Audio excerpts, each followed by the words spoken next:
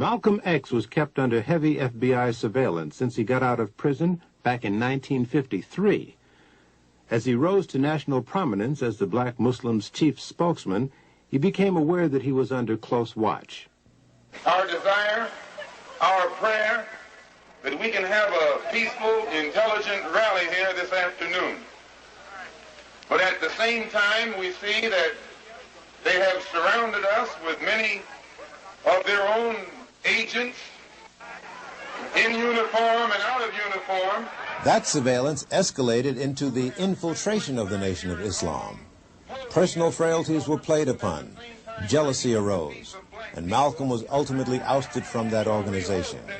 This caused an intense climate of rivalry that set the stage for Malcolm's assassination in February of 1965. He was really declared a hypocrite at the time. And because of some of the things that he was saying in regards to the Honorable Elijah Muhammad, may God be pleased with him, a strong position was really taken against him. The ministers began to speak out against the things that Malcolm was saying in regards to the Honorable Elijah Muhammad, accusations that he had made about the Honorable Elijah Muhammad. He had accused the Honorable Elijah Muhammad, for instance, of fathering children and etc.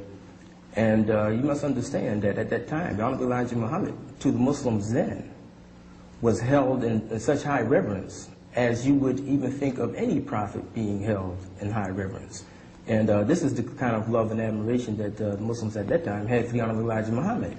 So when Minister Malcolm began to say those things, it was taken as an outright lie. I would say that, take for instance, one time in the Muhammad Speaks at that time, the newspaper printed a big article concerning the chief hypocrite.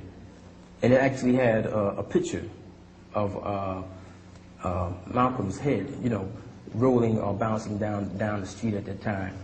And, you know, the way that picture is depicted, you know, he has little horns on his head and things like this here. So indirectly, I would say that a very, very strong position was taken against him. Yes, he's immoral. You can't take 9 teenage women and seduce them and give them babies and not tell me and then tell me you're moral. You could do it if you admitted you did it and admitted that the babies were yours. I'd shake your hand and call you a man. A good one, too.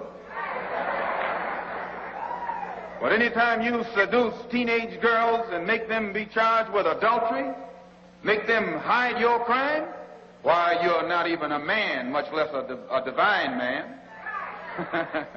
So, and this is what he did. He took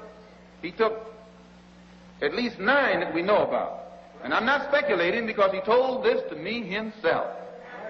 Yes, that's why he wanted me dead, because he knew that as soon as I woke up, I'd tell it.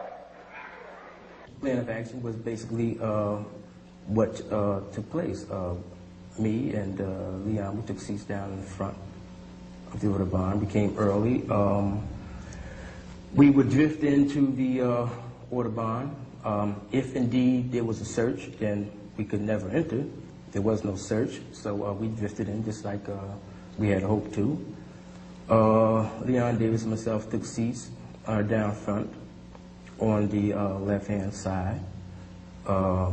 Benjamin and William, who carried the sawed-off shotgun, sat right behind us, you know. And Wilbur sat somewhat in the back or almost in the middle. And our plan was, as soon as the brother came out to speak, that Wilbur would throw the smoke bomb to make a distraction, and that William would fire his shotgun, and that Leon and myself, we would fire our weapons, and then just break for the door.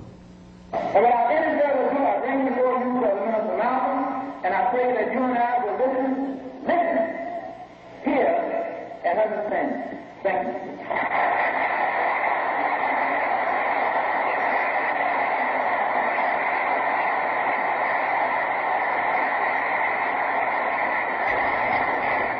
Assalamu alaikum.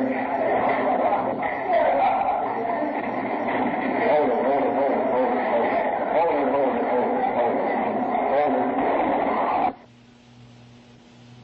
As in Dr. King's assassination, a police superior has trouble with the truth.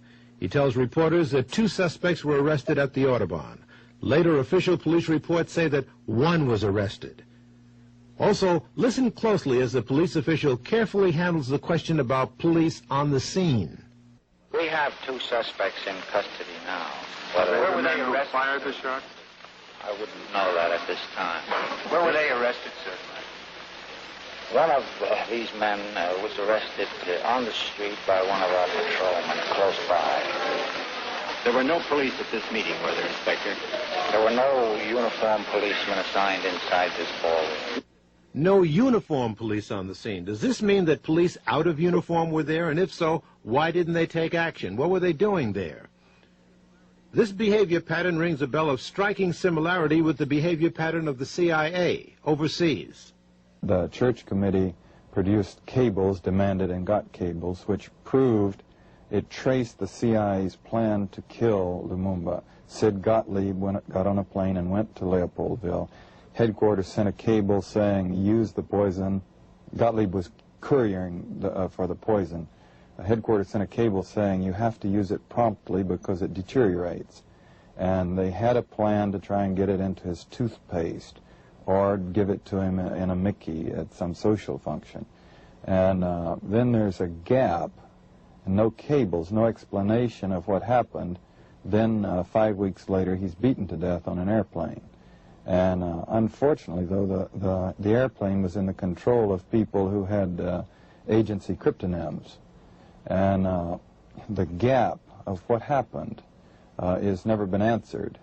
The men who were involved and were responsible obviously aren't speaking out, and there's no paper to prove anything. So perhaps the same tactics were used against the civil rights movement. Heavy infiltration of the ranks, spread the seeds of dissension, then step back and let the blood spill.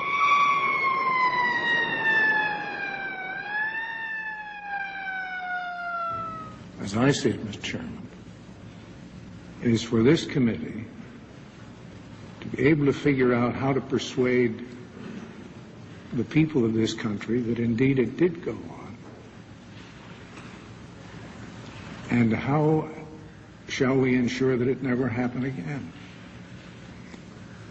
But it will happen repeatedly unless we can bring ourselves to understand and accept that it did go on.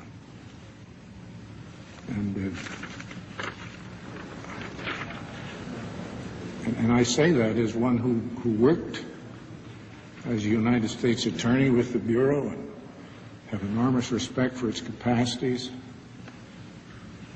in the field of kidnapping, bank robbery, and